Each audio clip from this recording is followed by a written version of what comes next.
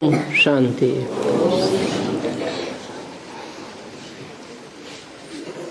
आज का रात्रि क्लास है 7 जुलाई 1968।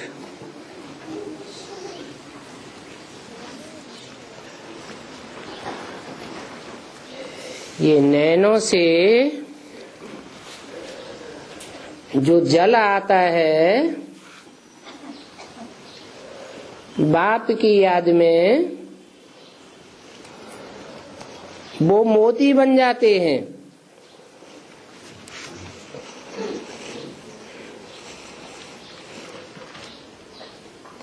ये दिल की याद की यात्रा से बड़ी कमाई होती है।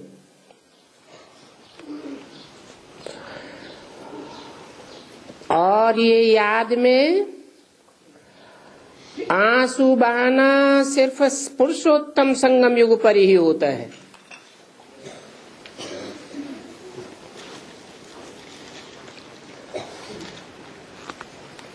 और कोई संगम पर नहीं होता। ऐसे तो साधारण संगम भी होते हैं, सतयुग त्रेता का, त्रेता द्वापर का, द्वापर कलयुग का।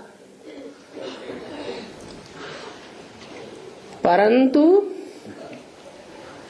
ये है संगम युग में भी पुरुषोत्तम संगम युग, जहाँ पुरुषों में उत्तम उत्तम आत्माएं प्रत्यक्ष होती हैं और उनमें भी उत्तम ते उत्तम पाठधारी बाप प्रत्यक्ष होता है।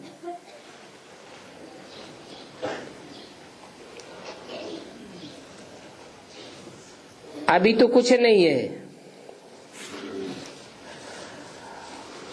आगे चल के तुमको बहुत कशिश होगी।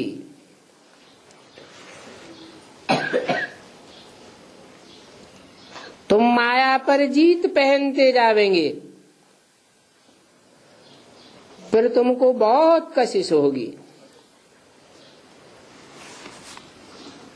तो खुशी में और ही आंसू आवेंगे। जबकि बाप द्वारा तुम्हारी सुख की सभी कामनाएं पूरी हो जाती हैं। ऐसे भी नहीं है कि ये लक्ष्मी नारायण एक दो को प्यार नहीं करते होंगे।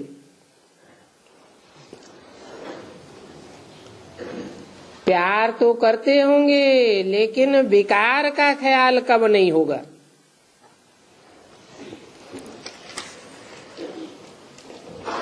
ये तो देह अभिमान यहाँ होता है।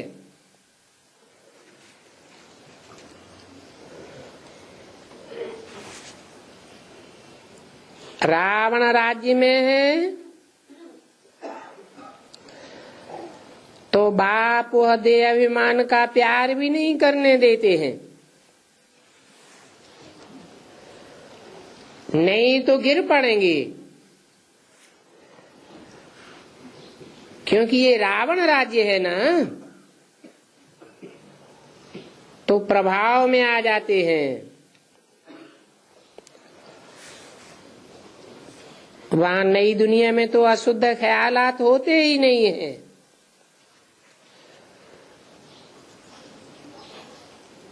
इसलिए यहाँ बच्चों को मेहनत करनी पड़ती है ऐसा बनने के लिए।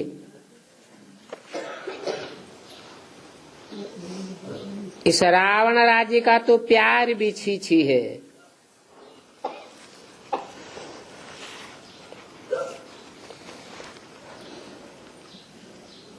आशुक माशुक गाए हुए हैं, उनका शुद्ध प्यार था। खराब बातें दिल में नहीं आती थी, इसलिए उनका गायन होता है। स्त्री पुरुष का प्यार तो होता है, परंतु वहां प्यार करने से गिरेंगी नहीं। और यहाँ तो गिर पड़ते हैं।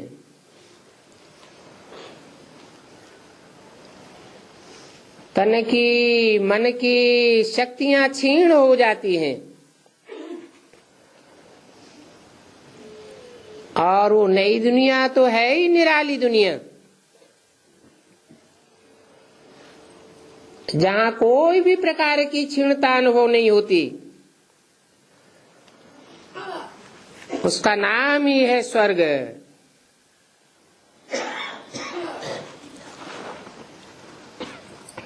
स्व स्थिति में रहते हैं ना, आत्मिक स्थिति में रहने से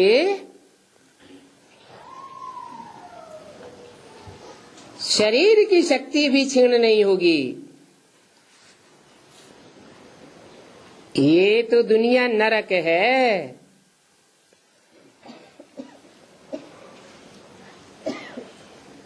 सदैव स्व स्थिति में रहने वाले बाप ने ये दुनिया नहीं बनाई है।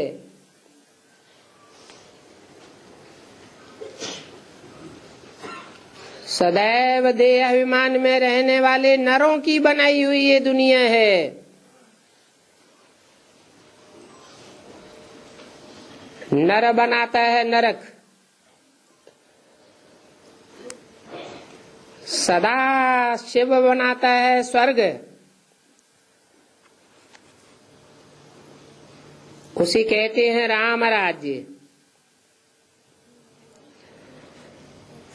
और इसे कहते हैं रावण राज्य। रुलाने वाले का राज्य। और अभी ये है पुरुषोत्तम संगम युग।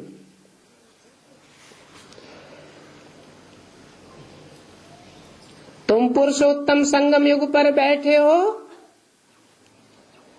तो पदमा पदम भाग्यशाली हो।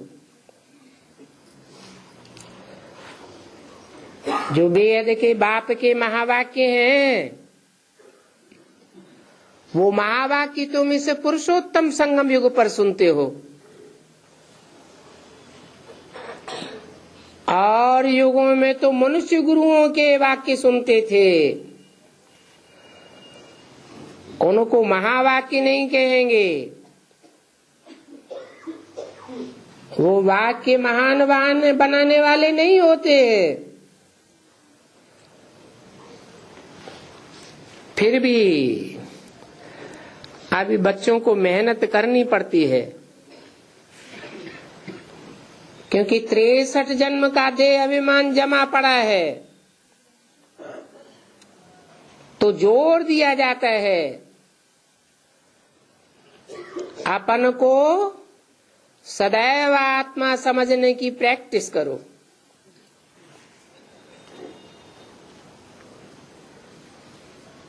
तो अंत मते सोगते हो जावेगी।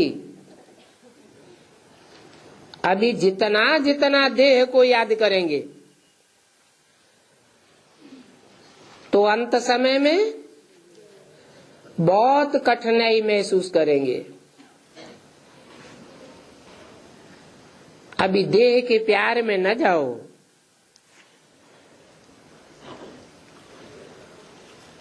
क्योंकि इस दुनिया में है अपवित्र प्रवृत्ति मार्ग,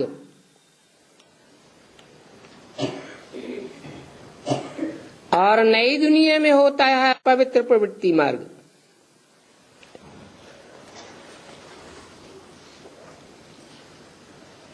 कितना ऊंच पद है।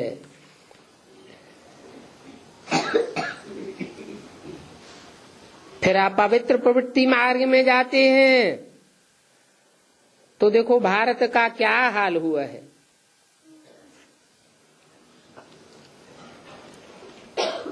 द्वापर युग से देवात्माएं ही कन्वर्ट हो करके वाम मार्ग में गई, व्यभिचारी बनती गई। उसको कहेंगे अपवित्र प्रवृत्ति मार्ग।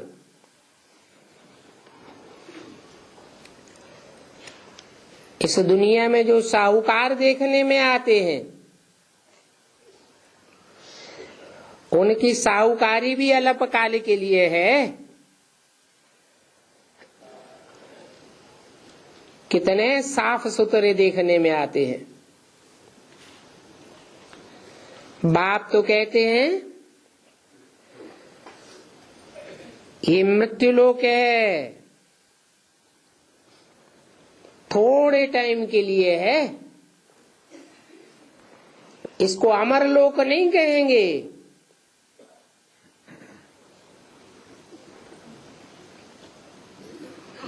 तुम आज से 5-4 वर्ष पहले सतयुग में थे,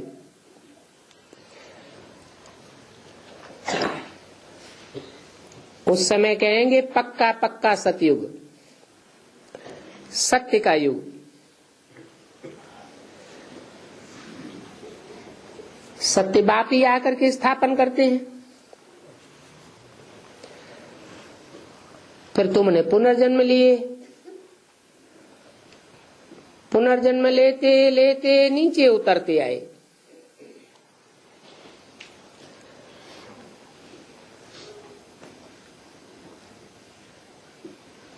पुनर्जन्म लेने से नीचे कैसे उतरते हैं? क्योंकि आत्मा देह के द्वारा ही जन्म लेती है और देह की ही मृत्यु होती है। देह के द्वारा ही सुख भोगते हैं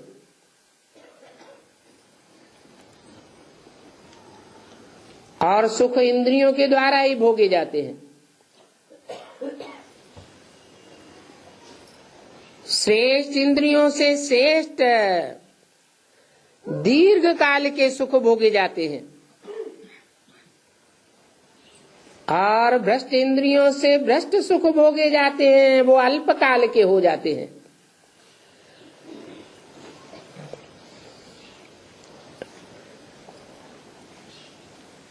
बाकी सुख भोगने से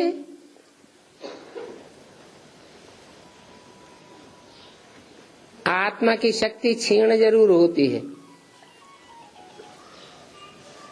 नहीं तो सतयुग में भी 2 कलाएं और त्रेता में 6 कलाएं कम कैसे हो गई?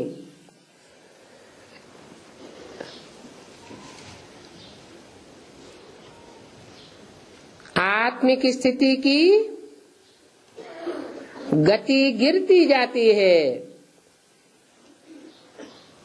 क्योंकि देह के द्वारा सुख भोगने के आदि बनते जाते हैं। अभी बाप सिखाने आए हैं कि भले देह से कर्म करो, परंतु आत्मिक स्थिति पर सदा ध्यान रहना चाहिए। हम आत्मा हैं, आत्मा इन आर्गन्स के द्वारा ये कार्य करती है। ये तो जानते हो। झाड़ वृद्धि को पाता गया है क्योंकि आत्माएं ऊपर से नीचे आती जाती हैं और आने वाली आत्माओं की संख्या उत्तरोत्तर जास्ती होती जाती है। कमजोर से कमजोर आत्माएं नीचे उतरती आती हैं और उनके संग के रंग में नंबरवार देवात्माएं आती हैं।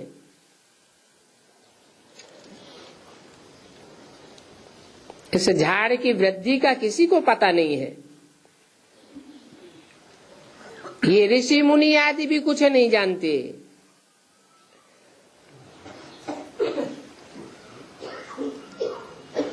अभी बाप बताते हैं कि अपन को आत्मा समझो तो तुम्हारे जो विपरीत कर्म हुए हैं, पाप कर्म हुए हैं, वो कर्म भस्म हो जाएंगे क्योंकि देवान में आने से ही पाप कर्म हुए हैं।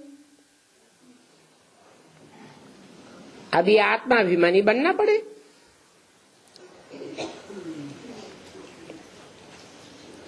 तो अपना चार्ट रखो, कितना समय बाप को याद करते हो।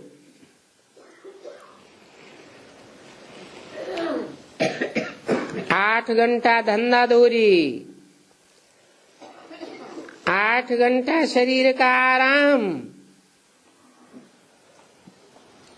और 8 घंटा तो याद करनी चाहिए।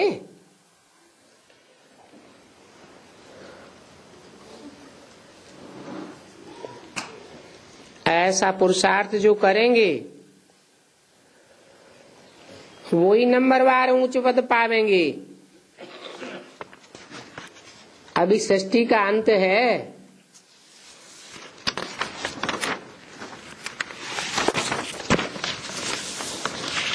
7 जुलाई 68 की वाणी का 3रा पेज।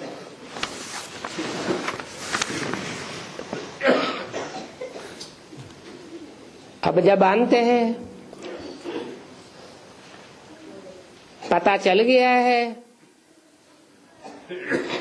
ड्रामा पर निश्चय हो गया है, तो ऐसा पुरुषार्थ करना चाहिए जो अंत समय में शरीर खुशी से छोड़े,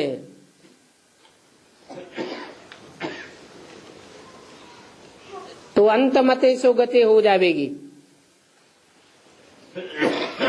अपने घर में तो खुशी से जाना चाहिए ना। ऐसे नहीं है कि जीवघात करने से वो कोई वापस जा सकते हैं। जीवघात करने वाले तो दुखी होते हैं या सुखी होते हैं। कुएं में गिर गया, शूट कर लिया या शूट कर दिया, ऐसी आत्माएं कोई भी वापस नहीं जा सकती। ये तो अकाले मृत्यु हो गई।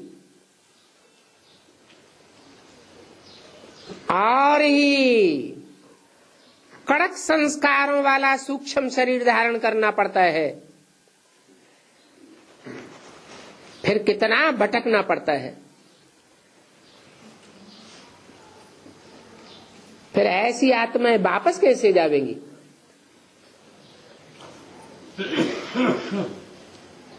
भटकते भटकते फिर दूसरा जन्म होता है। जन्म लेने से बालक बनेंगे,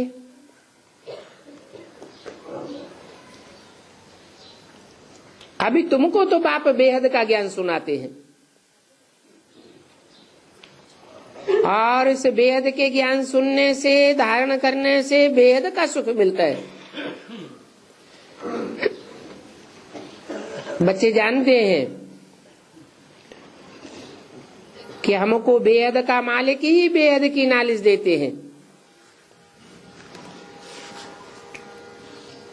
इस नॉलेज से तुम बेहद सृष्टि के मालिक बन जाते हो।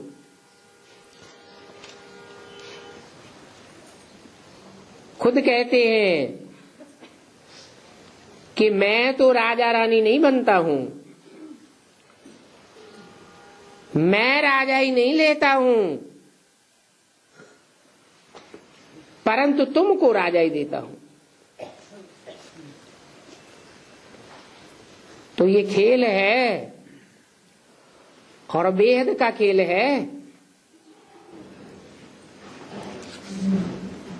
इस बेहद के खेल में अभी पुरुषोत्तम संगम युग पर बाप कहते हैं कोई और दूजम को याद न करो, माम एकम याद करो।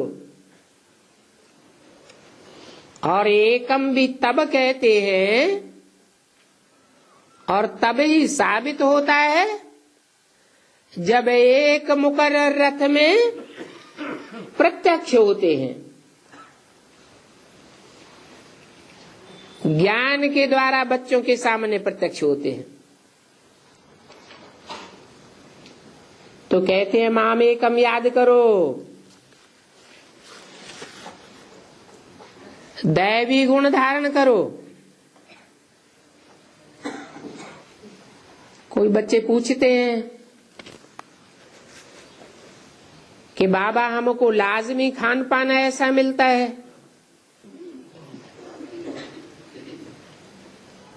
हमारी नौकरी ऐसी है, धंधा ऐसा है,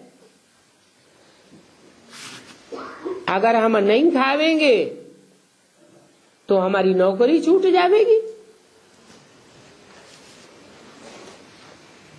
फिर बाबा युक्ति बताते हैं, अच्छा खाते खाते शिव बाबा को तो याद करो, इतना तो कर सकते हो।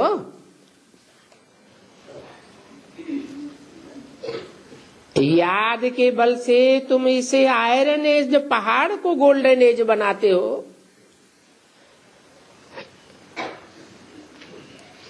तो खाने को शुद्ध नहीं बना सकते।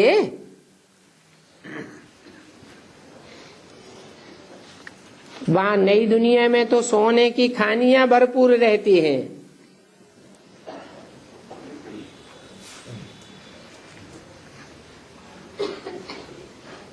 यहां से इस दुनिया में लो आई लोहा है, पत्थरों की दुनिया है।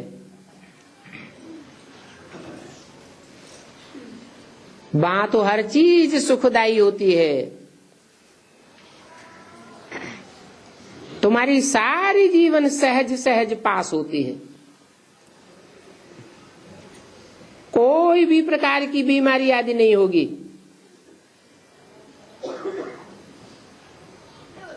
क्योंकि आत्मा रूपी बीज में ही कोई डिफेक्ट नहीं होता है। बाप तो ये जानते हैं कि तुम्हारी आत्मा ने बहुत धक्के खाए हैं भक्ति मार्ग में, और भगवान से मिलने के लिए तुमने कितनी मेहनत की है। धक्के खाते गए, दुख भोगते गए,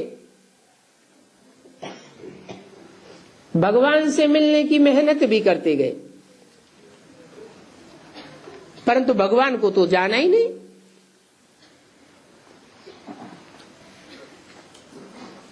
गुरुओं ने अलग अलग बातें बताई दी। कोई ने कहा शिवोहम, कोई ने कहा ब्रह्मास्मि, कोई ने कहा परमात्मा सर्वव्यापी है। अब भगवान को तो कोई जानते ही नहीं है। जब जानते ही नहीं तो मिलेगा कैसे, और याद भी कैसे करेंगे। तो बाप कहते हैं आखिरी में मुझे ही आना पड़ता है।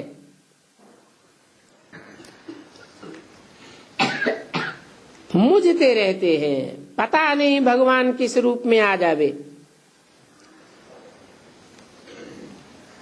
वास्तव में तुम बच्चे तो अभी यहां सेफ्टी में बैठे हो,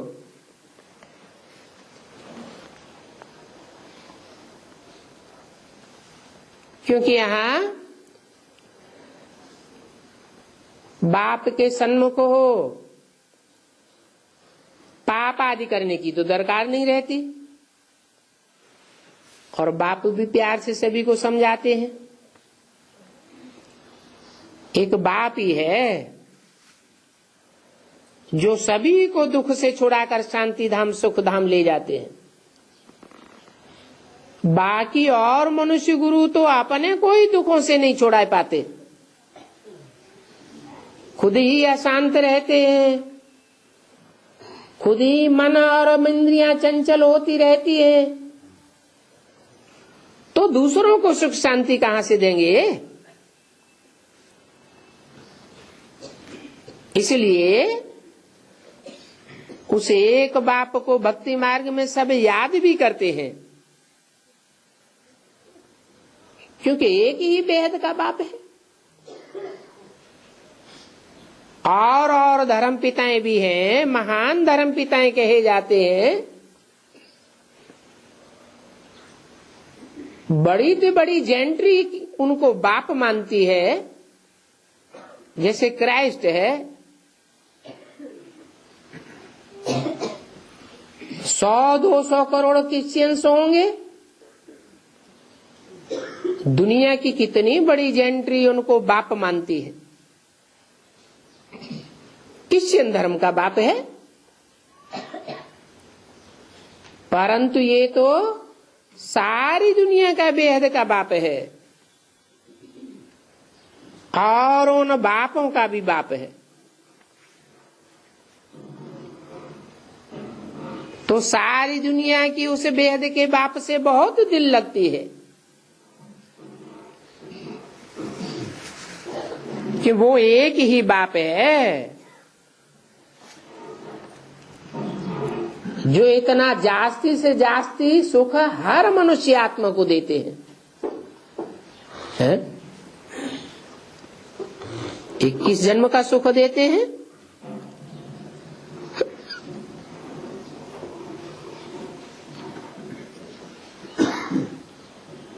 वो तो आधे कल्प का ही हुआ और ज्यादा से ज्यादा 10 करोड़ मनुष्य आत्मा ही भोगेंगी। तो हर मनुष्य आत्मा को जास्ती से जास्ती सुख कैसे मिलता है? बाप से। क्योंकि जो भी आत्मा बाप के घर से षष्ठी रूपी रंगमंच पर उतरती है तो कम से कम पहला जन्म जरूर सुख में रहती है। एक जन्म में उसको कोई भी प्रकार का दुख नहीं होता। हाँ, पराये शरीर में प्रवेश करती है। जिसमें प्रवेश करती है उसको दुख हो सकता है, बाकी प्रवेश करने वाली आत्मा को कोई दुख महसूस नहीं होता।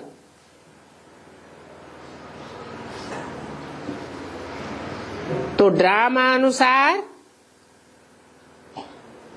ये सुख देने का कर्म बाप का बांधा हुआ है ड्रामा में। बाकी ऐसे भी नहीं है कि बाप कोई कृपा या आशीर्वाद देते हैं, नहीं। हर आत्मा अपने पुरुषार्थ से बाप के द्वारा वो बेहद का सुख अर्जित करती है। फिर भी कहा जाता है कि ड्रामा में नूंद है और ये कल्प कल्प की नूंद है। फिर भी मुझे पढ़ाना भी जरूर है। वर्ल्ड की हिस्ट्री ज्योग्राफी समझानी जरूर है।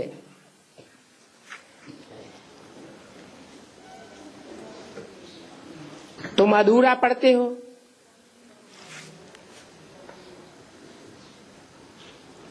भक्ति मार्ग में तो अधूरा ही अधूरा था। ऊपर चढ़ने का तो पाठ पढ़ते ही नहीं थे।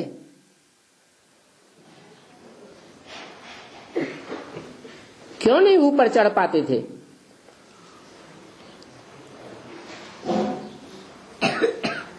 क्योंकि हर एक मनुष्य आत्मा को देहवान का दुम्ब लटका हुआ है। अनेक जन्मों का पाप सिर पर चढ़ा हुआ है,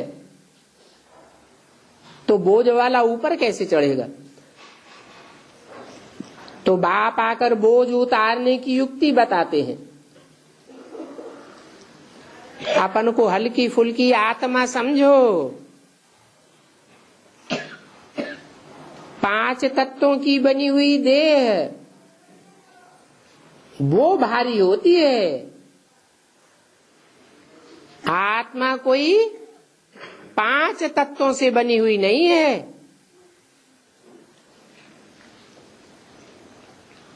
पांच तत्वों का तो रूप ही बदलता रहता है।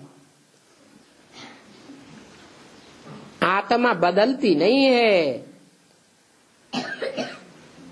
सिर्फ सतो प्रधान से तमो प्रधान बनती है। तो उन मनुष्य गुरुओं ने तो ऊपर चढ़ने का पाठ ही किसी को नहीं पढ़ाया। बल भक्ति मार्ग में उनके फॉलोअर्स कहते हैं हमारा गुरु पार निर्वाण गया, महात्मा बुद्ध पार निर्वाण गए। परंतु पार तो कोई जाता ही नहीं है। और पार जावेगा तो क्या अकेला जावेगा? अपने शिष्यों को भी तो ले जाना चाहिए ना। नीचे उतरने का ही पाठ पढ़ते आए। ये वेद की नॉलेज तो तुमको अभी ही मिलती है, तो याद रखना चाहिए कि इस जन्म के अलावा और कोई जन्म में ये बेहद की नॉलेज, बेहद की प्राप्ति करने वाली नहीं मिलेगी। जरा भी याद नहीं रहेगा, न नॉलेज याद रहेगी, न बाप याद रहेगा। बाप का असली रूप, मुकर्रर स्वरूप तुम अभी ही जान सकते हो। इनको भी ये पता नहीं है, भक्ति मार्ग में भी पता नहीं था।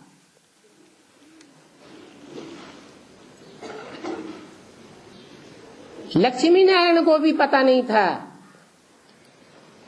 कि उन्होंने ये पद कैसे पाया, और तुमको तो अभी मालूम है।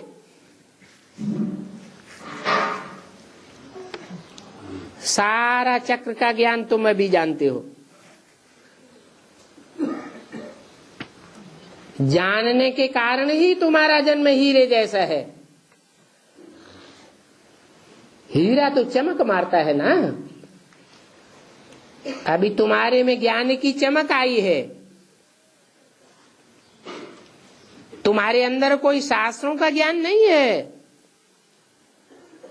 शास्त्रों का ज्ञान पुस्तकों में बंधा हुआ होता है। तुम तो बिना कोई पुस्तक को रेफर किए कोई को किसी बात का प्रश्न का जवाब दे सकते हो। तो तुम्हारा हीरे जैसा जन्म है, बहुत वैल्यूबल जन्म है।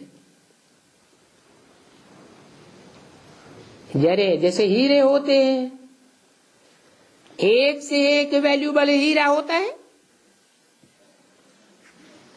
तो तुम बच्चों को कितनी खुशी होनी चाहिए। और ये हीरे जैसा जन्म, ये अमोलक जन्म तुम इस संगम युग पर ही प्राप्त करते हो। ऐसा न हो कि जन्म लेने के बाद फिर मृत्यु को प्राप्त हो जाओ। अनिश्चय हुआ तो मृत्यु हो जाती है। निश्चय बुद्धि विजयते, अनिश्चय बुद्धि विनश्यते। आगे चल करके जब सतो प्रधान तक आवेंगे, अभी उल्टी सीढ़ी चढ़ते हो ना। जब सात्विक स्टेज के पुरुषार्थ तक पहुंचेंगे तो उसकी निशानी क्या होगी? है बहुत खुशी में रहेंगे। तुम्हारी खुशी का पारावार नहीं रहेगा। दुनिया हाय हाय करेगी और तुम वाहवाही में रहेंगे।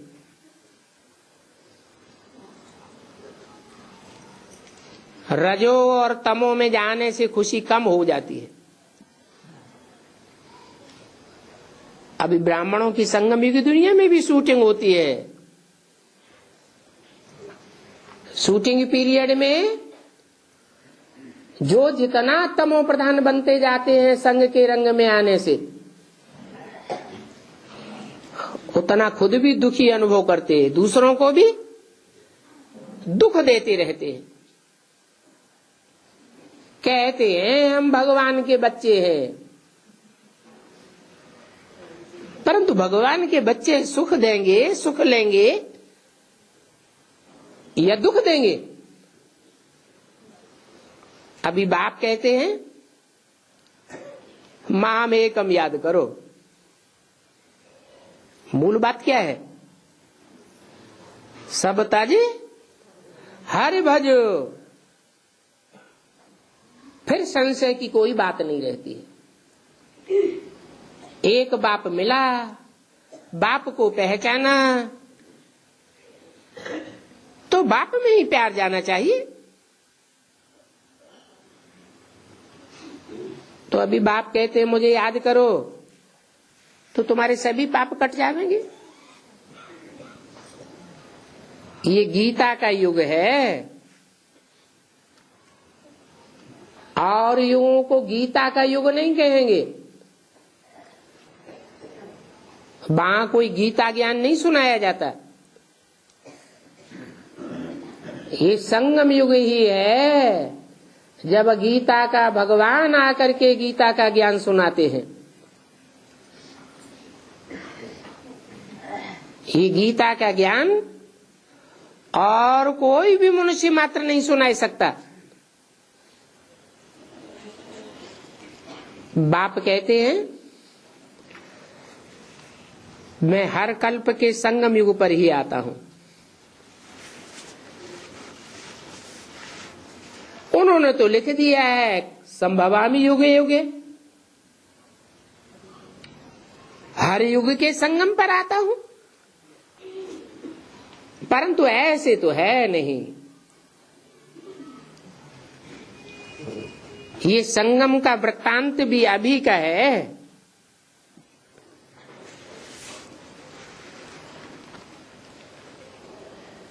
राजयोग सिखलाने के लिए बाप ही कहते हैं कि मैं कल्प के संगम युग पर आता हूं। बाप की ग्लानि करते हो, पत्थर में है, भित्तर में है। पत्थर बुद्धियों में भी भगवान समझ लेते हैं, ज्ञान मार्ग में भीत अर्थात दीवाल बनकर खड़े हो जाने वालों में भी भगवान समझ लेते हैं। एक तरफ बाप को पहचान भी लेते हैं, फिर भी ऐसे कहते हैं, तो फिर उनको गुप्त सजा मिल जाती है। 100 गुना पाप चढ़ता जाता है। बिल्कुल ही पत्थर बुद्धि बन पड़ते, कहेंगे इनमें कुछ भी समझ नहीं है।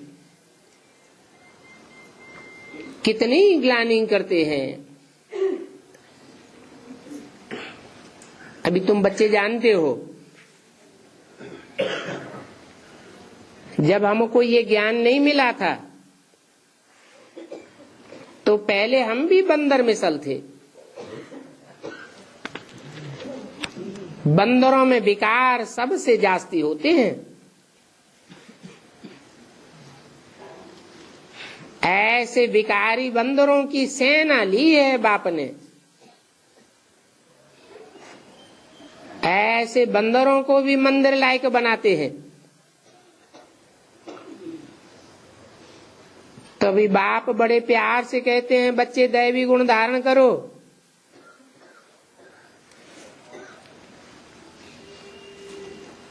पहले तो इस रथ को दैवी गुण धारण करने पड़े।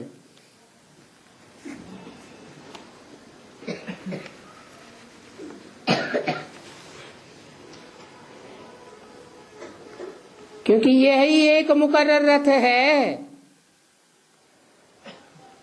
जिसकी भक्ति मार्ग में, शास्त्रों में कहीं भी कोई ग्लानि नहीं हुई है, परंतु वो संपन्न स्टेज की बात है। महिमा, पूजन, यादगार संपन्न स्टेज के बने हैं। तो ये बातें सीखनी पड़े। अभी बाप कहते हैं कभी किसी को दुख नहीं देना है। मनसा के संकल्पों में भी कोई को दुख देने की भावना आवे, कोई संकल्प मात्र भी ना आवे। वाचा से अथवा कर्मेंद्रियों से दुख देना तो बड़ी बात है।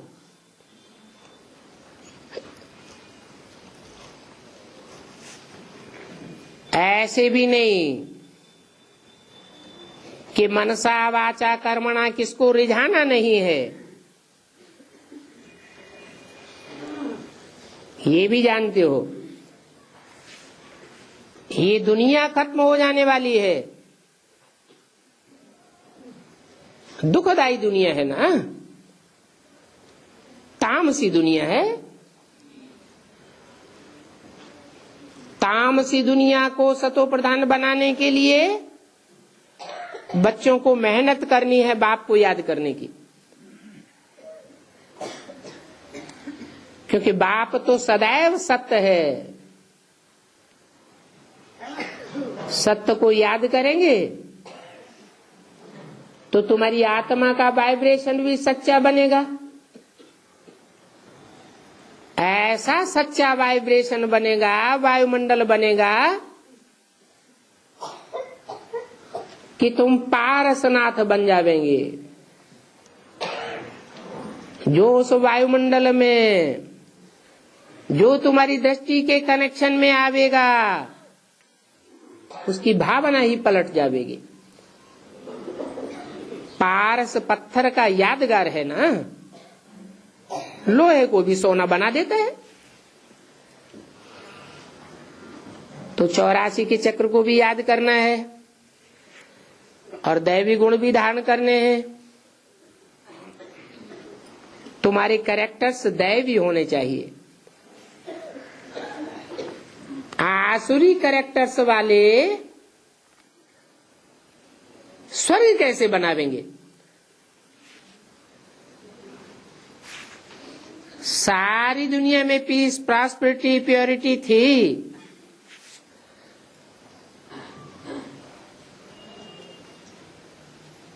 फिर देवताएं तो देखो क्या होते हैं।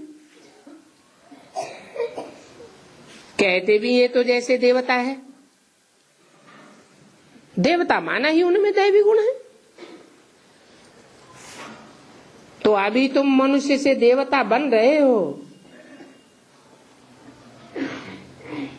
मनुष्य आसुरी गुण धारण करता है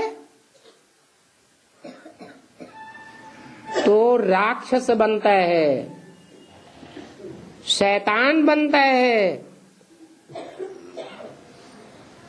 और दैवी गुण धारण करता है तो देवता बनता है। ड्रामानुसार तुम पुरुषार्थ जरूर करेंगे देवता बनने का।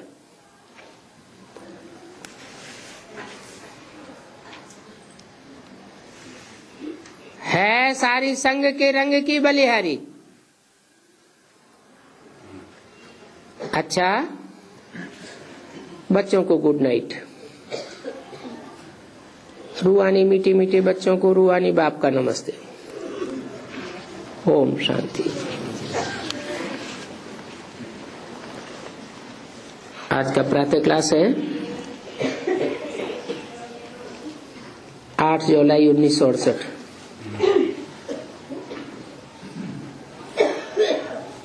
रूहानी बाप है तो रूहानी स्थिति में रहने वाला, सदैव रूह है। उनकी रूह का नाम ही शिव है। नहीं तो सभी के नाम देह के ऊपर होते हैं,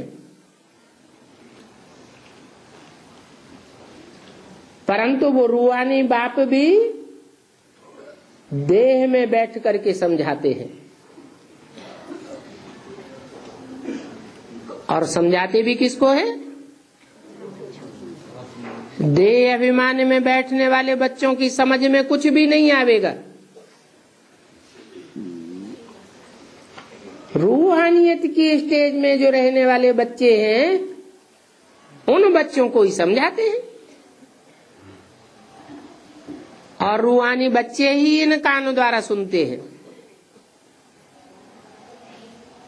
वेद का बाप बच्चों को कहते हैं कि अपन को आत्मा समझ करके बैठो।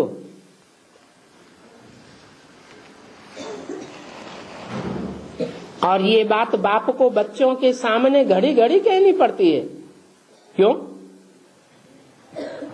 है? क्योंकि घड़ी घड़ी बच्चे भूल जाते हैं। क्यों भूल जाते हैं? क्योंकि 63 जन्मों की देह अभिमान में रहने की रग पड़ी हुई है। जिनकी बुद्धि बाहर में चक्कर लगाती होगी वो बाप की बात सुनने से झट स्थिरियम हो जाएंगे। अपन को आत्मा समझ करके सुनेंगे। बच्चे समझते हैं कि हम तो आए ही हैं यहाँ देवता बनने के लिए। हम बाप के एडाप्टेड बच्चे हैं।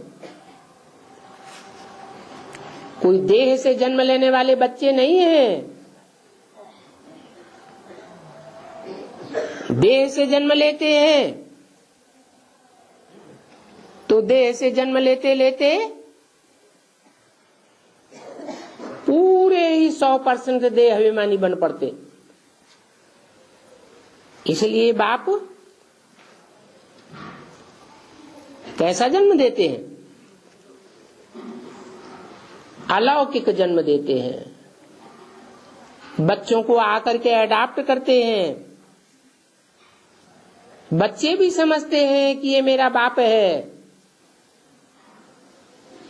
और बाप भी कहते हैं तुम मेरे बच्चे हो। जो ब्राह्मण हैं ब्रह्मा की औलाद बनते हैं वो ही बाप की पढ़ाई पढ़ते हैं। क्या पढ़ाई पढ़ते हैं? ब्राह्मण से देवता बनने की पढ़ाई पढ़ते हैं। जैसे कोई कॉलेज में बच्चे पढ़ते हैं, समझते तो है ना कि हम अभी पढ़ करके बैरिस्टर बनेंगे, इंजीनियर बनेंगे, फलाना बनेंगे।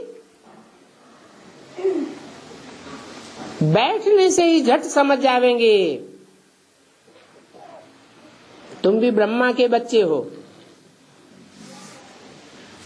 तो पहले पहले तो तुम ब्राह्मण बनते हो। ब्राह्मण भी फिर नंबरवार बनते हैं। इसलिए भक्ति मार्ग में भी ब्राह्मणों की 9 कुरियां गाई हुई हैं। एक से एक ऊंची कुरी के ब्राह्मण माने जाते हैं। परंतु ये बनते कहाँ हैं? इस संगम युग पर बनते हैं।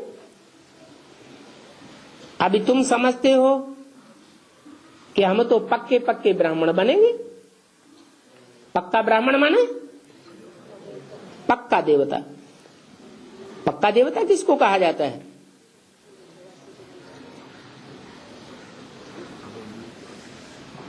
पक्का देवता सिर्फ 84 जन्म लेने वालों को कहा जाता है। स्वर्ग में कम जास्ती जन्म तो होंगे ना, परंतु पक्के देवता वो ही बनेंगे जो पूरे 84 जन्म लेंगे। जिनके लिए गाया हुआ भी है, मनुष्य से देवता किए करतन लागी वार। परंतु ऐसे देवता कौन मनुष्य बनते हैं? ये जो हिंदू कहे जाते हैं वो सभी हिंदू तो देवता नहीं बनते हैं। क्यों?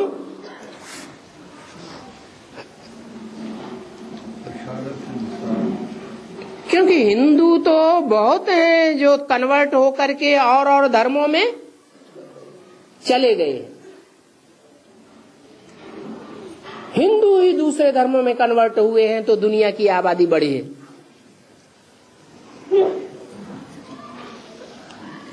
परंतु कोई ऐसे भी तो होंगे जो और धर्मों में कन्वर्ट नहीं होते हैं, जिनका विरुद्ध है पक्का धर्म परिये पर धर्म न छोड़िए। क्योंकि भगवान बाप ने हमें बता दिया, और धर्म मनुष्य गुरुओं के स्थापन किए हुए हैं, और ये देवता धर्म भगवान आकर के स्थापन करते हैं। भगवान जो स्थापन करेगा वो पक्का स्थापन करेगा या कच्चा स्थापन करेगा? पक्का स्थापन करेगा। फिर ये कच्चे कन्वर्ट होने वाले हिंदू कहां से आ गए? ये हिंदू धर्म कहां से आ गया?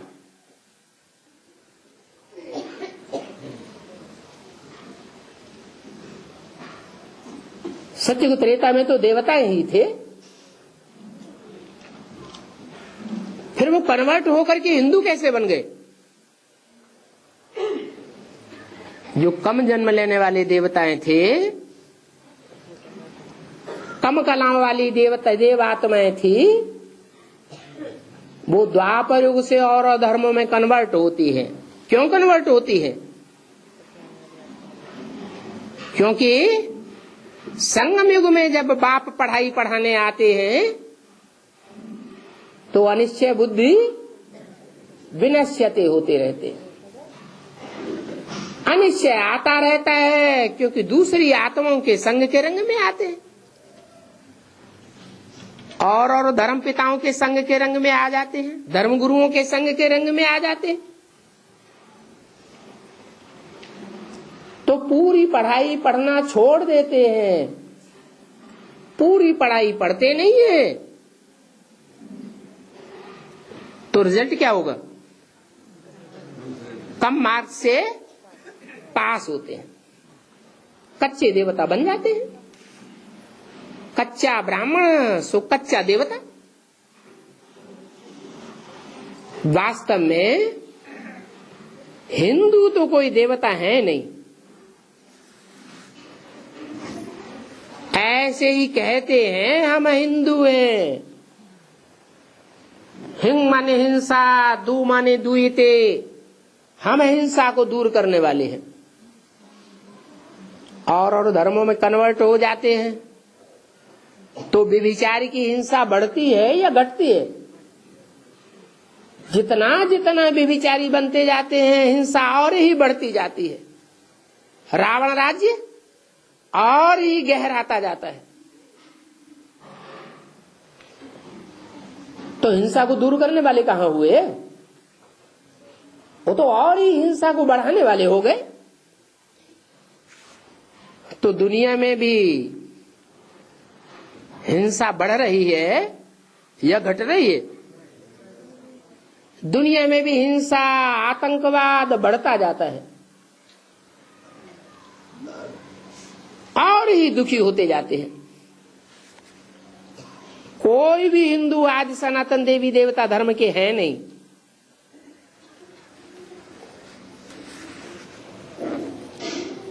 कोई से भी पूछो हिंदू धर्म किसने स्थापन किया,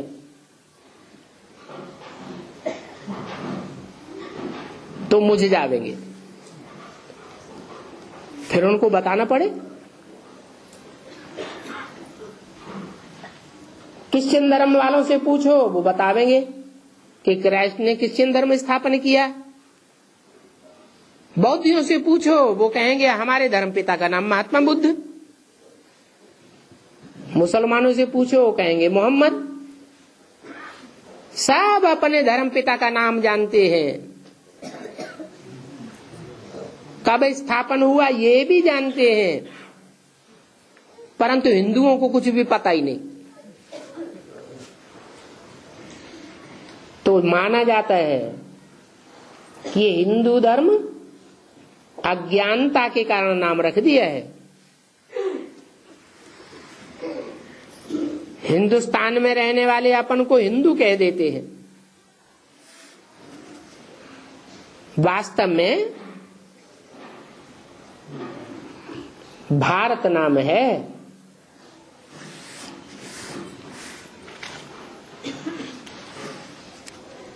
हिंदुस्तान को कहेंगे नरकस्थान, नरक का स्थान हो गया। नाम ही है भारत। भा माने रोशनी, रत माने लगा हुआ। जो देश ज्ञान की रोशनी के धंधे में लगा हुआ है, लगा रहने वाला है, उसको कहा गया भारत। बाप भी कहते हैं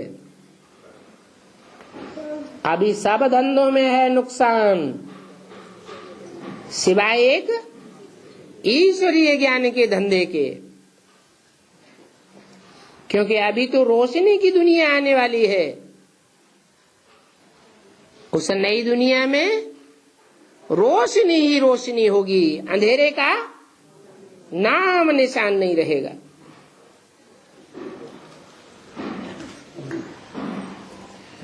भारत सचखंड था,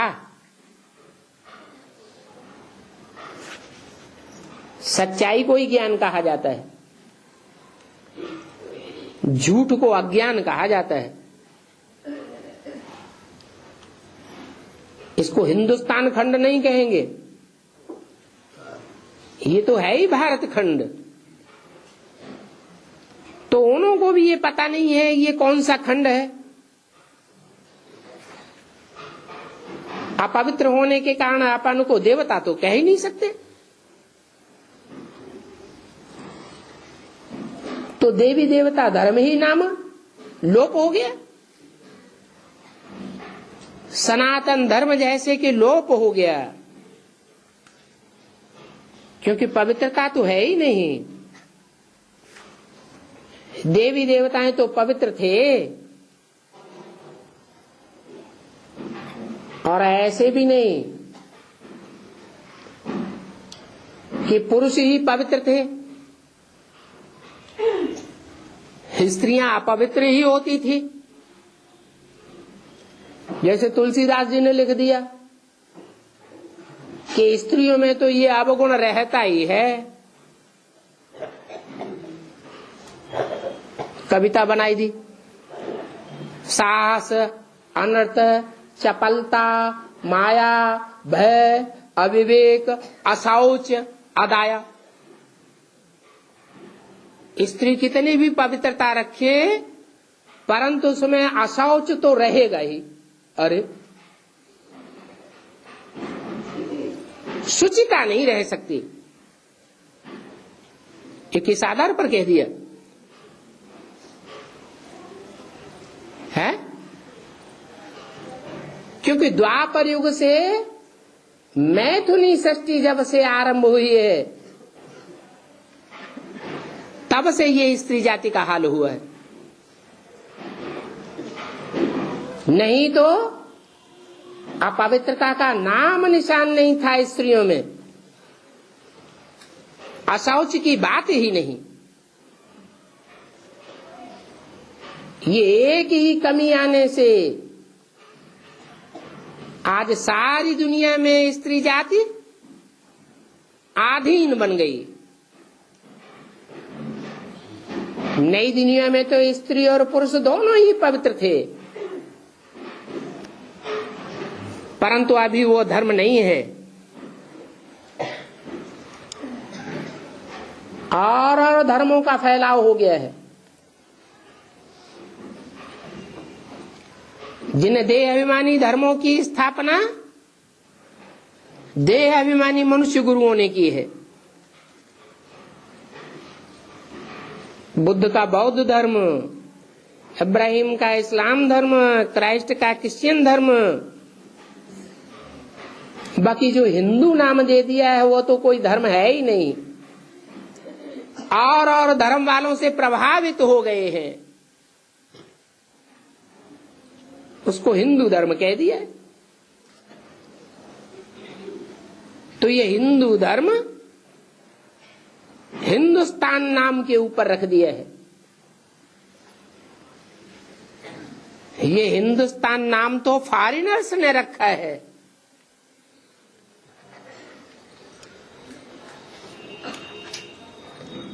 ये भारतीय नाम नहीं है। और भारत के लोग संघ के रंग में आकर के पतित होने के कारण अपन को देवी देवता समझते ही नहीं है। दैवी धर्म भ्रष्ट हो गए हैं, कर्म भ्रष्ट हो गए हैं। कर्मेंद्रियां भी भ्रष्ट कर्मों में लिप्त हैं और धर्म की धारणाएं भी और धर्म पिताओं से प्रभावित हो गई है। इसलिए अपन को हिंदू कह देते हैं। बाप ने समझाया तुम कोई हिंदू धर्म के नहीं हो, तुम तो आदि सनातन देवी देवता धर्म के हो। गीता में ज्ञान ही दिया गया है अर्जुन को नर से नारायण जैसा देवता बनाने का, नारी को द्रौपदी जैसी नारी को नारायणी जैसी देवी बनाने का। ये तो भगवान ही आकर के बनाते हैं। अच्छा, ओम शांति।